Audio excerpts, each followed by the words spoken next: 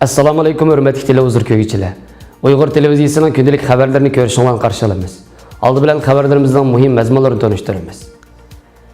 Uyg'ur kishilik huquq qonun loyihasi Amerika Kengash palatasi tashqi munosabatlar komitetida ma'qullikdan o'tdi. Tuyg'un Abduvali inson haqlarini qo'g'dash mukofotiga erishdi. Balojiston ozodlik armiyasi bayonot e'lon qilib, Xitoyni qattiq ogohlantirdi. Hindiston kuzatish sun'iy amroyini qo'yib berdi.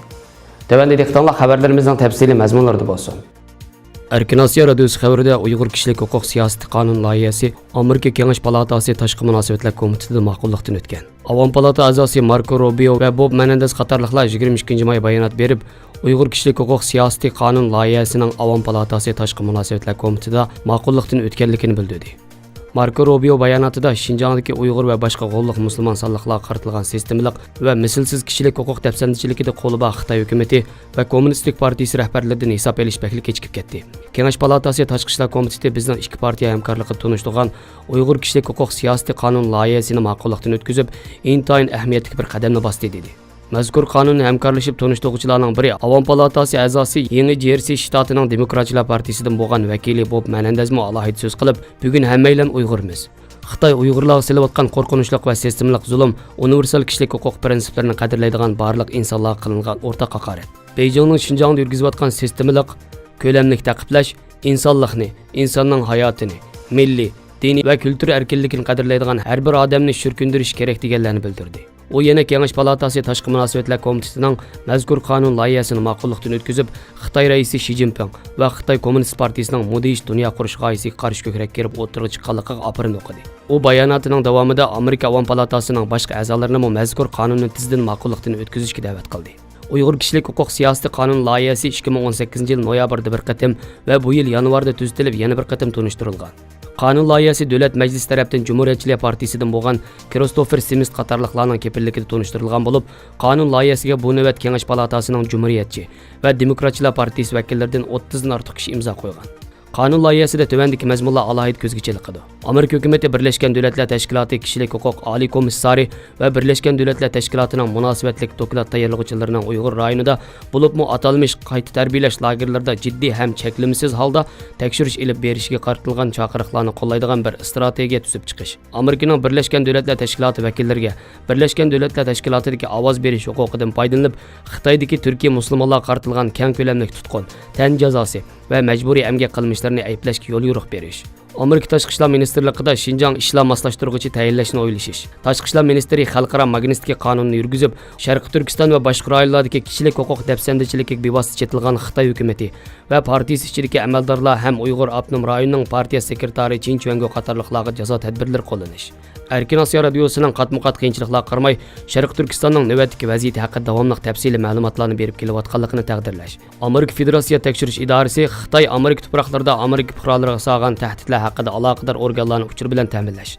Amerika dunyoviy media agentligi Erkin Asiya radiosi Uyg'ur bilimiga qaratilgan tahdidlar haqida Davlat Majlisiga doklad berib turish va Xitoyning chet ellardagi Uyg'ur jamoatiga qaratgan ta'tir tashviqotiga qarshi strategiya belgilab chiqish qatorliqlar.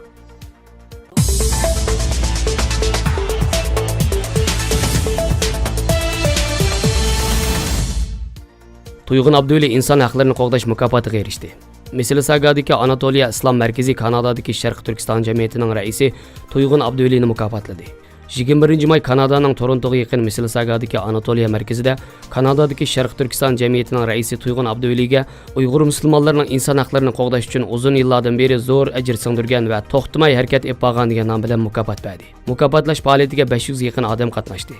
Bu Uyg'ur davosining Kanadada muhim o'rin tutganligidan darak berdi va hammani hayajonga soladi.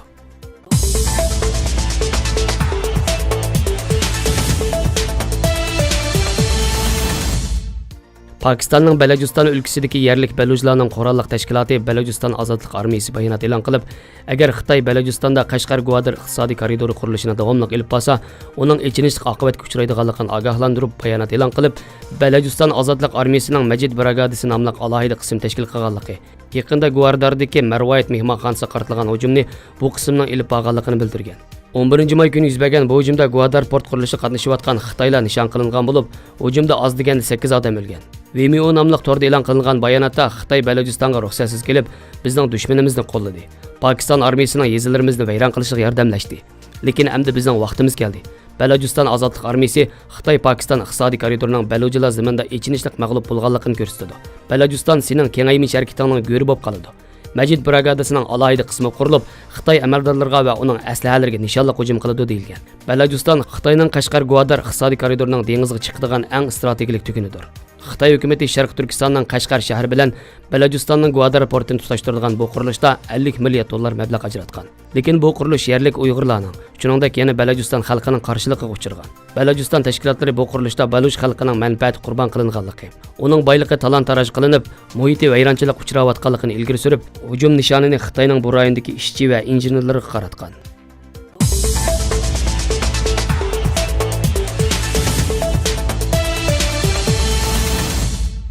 Hindiston radar va kuzatish faoliyatlarini taraqqiy qildirish maqsadida kuzatish sun'iy hamrohi qo'yib berdi.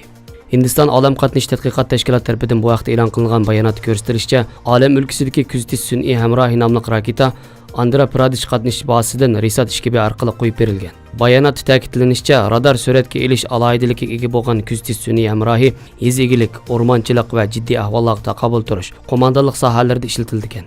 Bu Hindistonning kuzatish sun'iy hamrohini 3-qatim qo'yib berilishi hisoblanadi ekan. Xabarlarimizni ko'ngilingizga rahmat. Ko'rishguncha omon bo'linglar. Xayr xo'sh. Allohga omonat.